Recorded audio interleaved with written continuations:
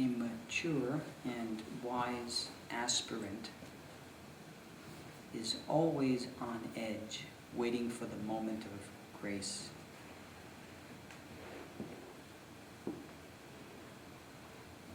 All his or her concerns are riveted on this one thing, this potential opening into cosmic awareness.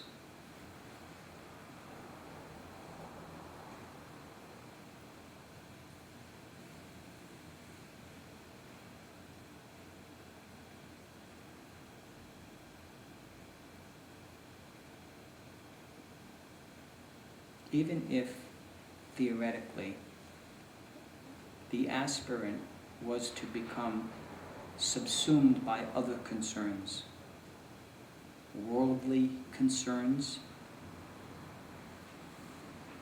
concerns with subtle beings, concerns with other obstacles that might arise in sadhana, there would always be left over this focus on absolute consciousness.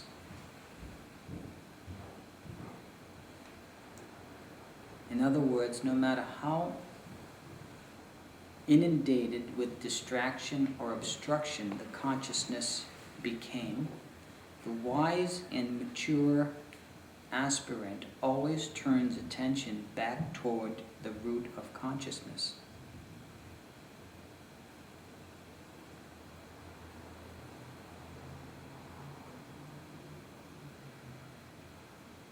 There's always this leftover energy that is unresolved in terms of its direction toward being, and that's where the movement of grace happens.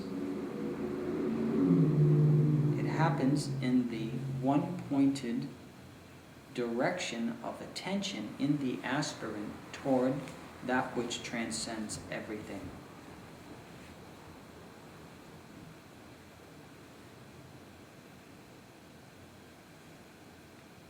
How do you acquire this one-pointed focus? Through meditation, through devotion, meaning following your heart, your passionate interest.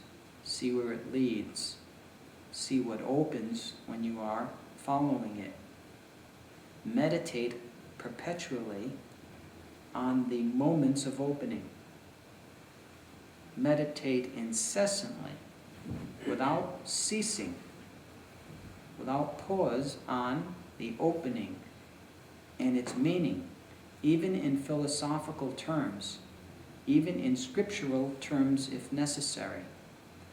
The scriptures afford you a language with which to utilize your own profound desire for the divine in such a way that that journey is accentuated. When I say scriptures, I mean specifically scriptures which deal with non-duality, not scriptures which uphold dualistic notions of creation, existence, or God. The scriptures that I am pointing to are things like the Upanishads, the Bhagavad Gita, the Tao Te Ching, certain Buddhist writings, and many others. The reason I say it's useful to focus on the non-dual is because that will provide enough of a fulcrum in attention to return awareness back to its source. Only a conception of the divine as non-dual will accomplish that. Dualistic conceptions will do what they do best: fragment and divide. The dualistic consciousness is a divided consciousness. The dualistic universe is a divided universe, a sundered universe. A non-dual universe is one which can only be perceived directly, without intermediary and without time, in the heart of one who has an aspiration for that kind of approach. Each person, no doubt, has their own particular sadhana to follow. Each person has a distinct journey, one that cannot be replicated in anyone else.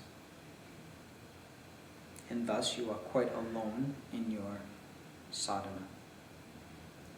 Even if you were to practice a sadhana that has been given to thousands of people in the form of initiations or teachings, you would still find yourself utterly alone in your practice if you were practicing correctly.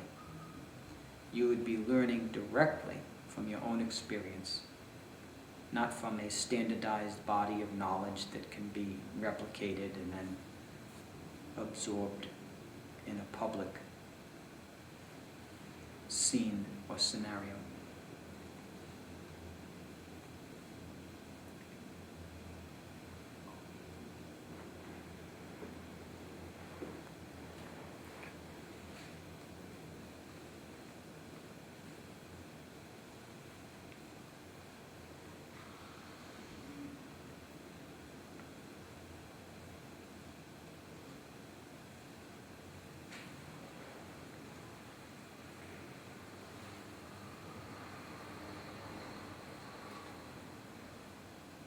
Every distraction can be transcended.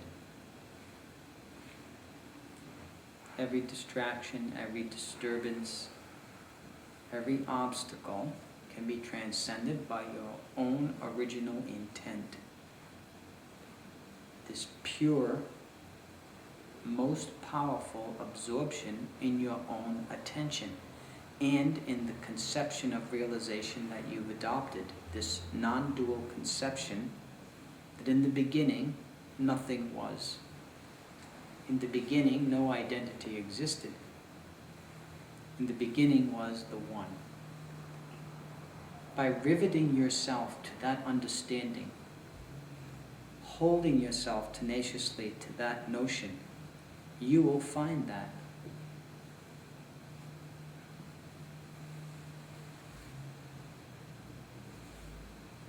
The deeper your conviction gets, the more severe obstacles will present themselves, as if in retaliation to your one-pointedness. Not that there is some evil force out there trying to do you in, no. It's just the mechanics of nature.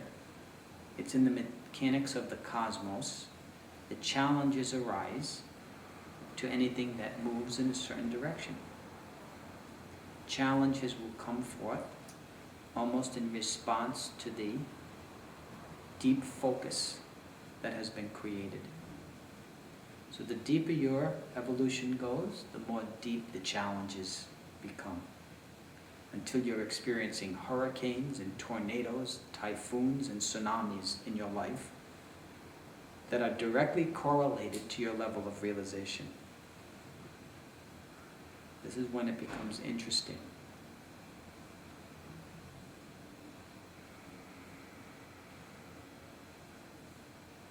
Doesn't really become interesting until this point.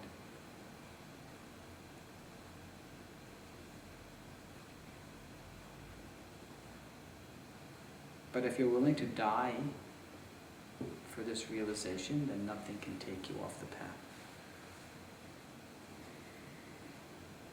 If you're willing to confess death and your openness to death, then nothing goes beyond that kind of conviction. That will root you right to the center of the earth.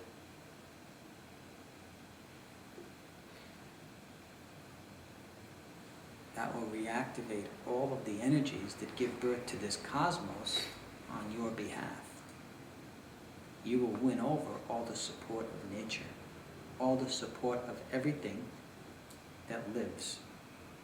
Everything will be cheering you on.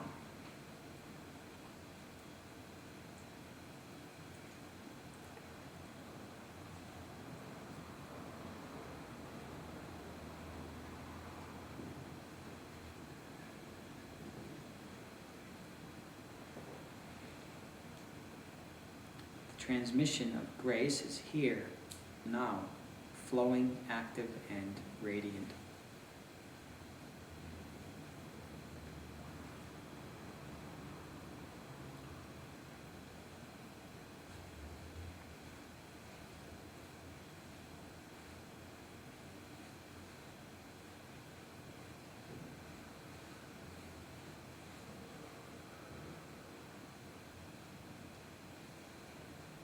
And some people might experience just the opposite, a dramatic clearing in which no obstacles are bothersome anymore.